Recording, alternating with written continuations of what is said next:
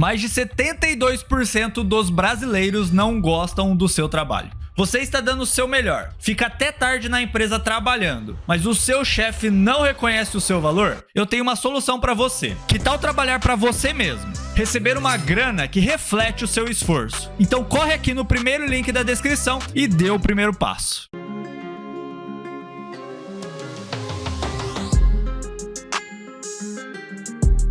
Uma das perguntas que mais fazem pra gente aqui no canal, né?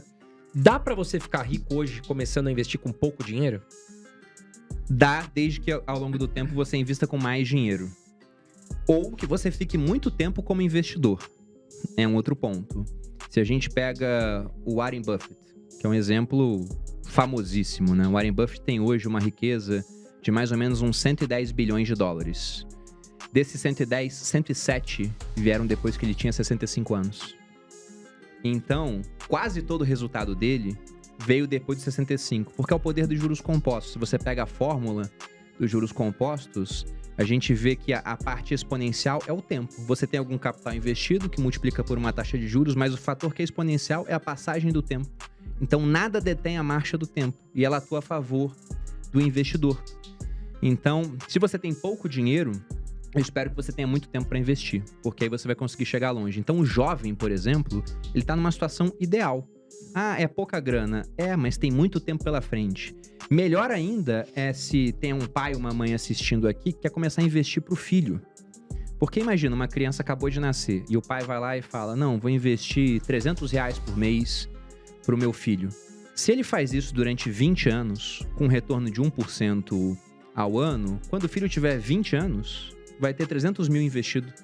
300 mil, o cara já pode decidir fazer uma outra faculdade pensando não só no dinheiro que ele vai ganhar imediatamente, mas sim no longo prazo. Se essa criança, que virou esse jovem de 20 anos, assume esse capital e fala, não vou gastar, eu vou manter o que meu pai fez pra mim, continuar investindo R$300 com uma taxa de 1%, em mais 10 anos, 30 ao todo, vai estar com 30 anos de idade, ele tem 1 milhão. Isso com R$300 ao mês. Então, se começar a investir cedo, você precisa de muito menos dinheiro para conseguir chegar no seu objetivo. Agora, quem deixa o tempo passar vai precisar de mais dinheiro para isso. Então, o ideal é começar o quanto antes. Se a gente pega e fala com investidores aí que tem mais tempo de mercado e fala qual o seu arrependimento, eu já ouvi a mesma resposta várias vezes, não ter começado antes. O próprio Warren Buffett fala isso, ele começou com 10 anos. Pô, é investir do berço, né, praticamente. Não, mas você sabe que eu outro dia escutei um piloto que ele trabalhou muito tempo com voo internacional e ele já tem aí os seus, né, já parou, já deve ter os seus 70, 68 anos. Ele falou, poxa, Carol, se eu tivesse aprendido lá atrás, eu teria, né, investido muito dinheiro e estaria numa boa. Só que, infelizmente, ele gastou tudo e, né, leva uma vida, porque a gente sabe que muitos idosos dependem de alguém. Infelizmente, a grande parte. Então, a gente não quer que você dependa. Vai investir seu dinheiro, começa com pouco, não vai na onda daquele amigo. Ah, vamos jogar sinuca todo dia no bar.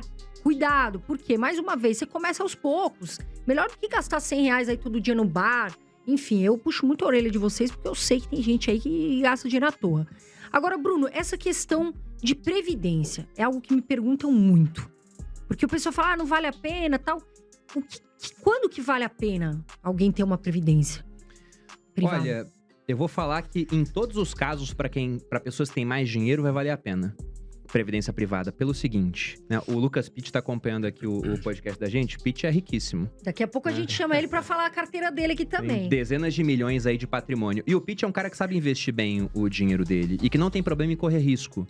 Então você me pergunta, pô, o Pitt é um cara que sabe investir o dinheiro, que tem um horizonte de tempo de longo prazo, adora ações, é especialista nisso. Vale a pena pra ele ter uma previdência? Vale. Pelo seguinte, Pitt tem um filho, o Tommy.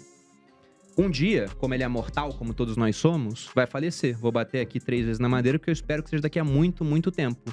Mas aí nessa hora, os 100 milhões de patrimônio que ele tem vão ter que ser passados para a família. E o que vai acontecer? Vai ter que pagar ITCMD, que é o Imposto de Transmissão, Doação e Causa-Mortes, né? Que varia de 4% a 8%, depende do estado. Vai ter que pagar os custos do inventário, honorário advocatício. Isso facilmente chega a 20% do patrimônio. Se ele tem 100 milhões de patrimônio, 20 milhões iriam só para pagar ITCMD. E como que vai tirar os 20 milhões do 100 se tá tudo em inventário? Você precisa ter algo que não entra em inventário. Há 2 caminhos para isso muito simples. Seguro de vida, a pessoa recebe na hora, ou previdência privada. Caso você não queira ficar pagando o seguro todo ano, você investe num bom fundo de previdência que vai continuar rendendo ao longo do tempo e na hora do falecimento aquilo não entra em inventário.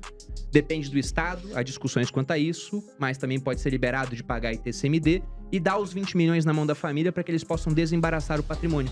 Até porque o ITCMD, se você não pagar em 30 dias, tem multa e juros. E é até curioso, né? Porque principalmente o pessoal da esquerda fala que o imposto sobre herança aqui no Brasil é muito baixo. Mas se você pega o patrimônio declarado do Lula no TSE, antes da eleição, 75% estava em previdência privada. E é uma medida sensata, porque ele já está idoso, esse dinheiro não entra em inventário, vai direto para quem ele deixou de beneficiário, para que as pessoas possam pagar os custos de inventário e TCMD da outra parte. Então, previdência, pensando em sucessão, sempre vai valer a pena. Agora, há casos onde vale mais a pena do que outros, pensando como investimento. Quando que vale muito a pena? Quem está assistindo aqui, que é, por exemplo, funcionário público ou é CLT e paga muito imposto de renda na fonte. O cara paga 27,5% de imposto de renda. Se esse cara fizer uma previdência PGBL, ele tem que pagar em INSS ou um regime próprio de previdência. Mas se ele paga previdência pública, paga muito imposto de renda na fonte e faz uma previdência PGBL, ele vai na declaração de imposto de renda dele, lança essa previdência e faz a declaração completa, ele vai obter de volta o imposto que ele iria pagar. Porque ele pode reduzir em até 12% a renda tributável dele. Então, se ele ganha 100 mil, por exemplo, ele poderia pegar 12 mil para investir num PGBL e o imposto não iria incidir mais sobre 100 mil, mas sobre os 88 mil restantes. Então, ele paga menos imposto hoje, recebe dinheiro de volta, para deixar esse dinheiro investido e só pagar o imposto sobre esse dinheiro lá na frente, daqui a 10, 20, 30, 40 anos, sendo que o dinheiro trabalhou para ele durante todo esse período. Basta que ele escolha um bom fundo de previdência para isso. Tem que olhar a taxa de administração também, né? Tem que olhar a taxa de administração, como é que é o portfólio. Hoje, tem muita gente investindo em fundo de previdência que é só renda fixa. Beleza, tá num cenário muito bom. Mas e quando a Selic baixar? Ou o período que ela ficou em 2%? Então tem que ver uma carteira diversificada. Na minha opinião, é o melhor tipo de previdência que tem. Então, PGBL vale muito a pena. Vale muito a pena. Se a pessoa não tem como fazer um PGBL, porque é empreendedor, e aí ele não paga imposto de renda na fonte, porque ele tira um prolabore baixinho e tira o resto como lucro da empresa, aí não serve para ele. Aí teria que ser um VGBL.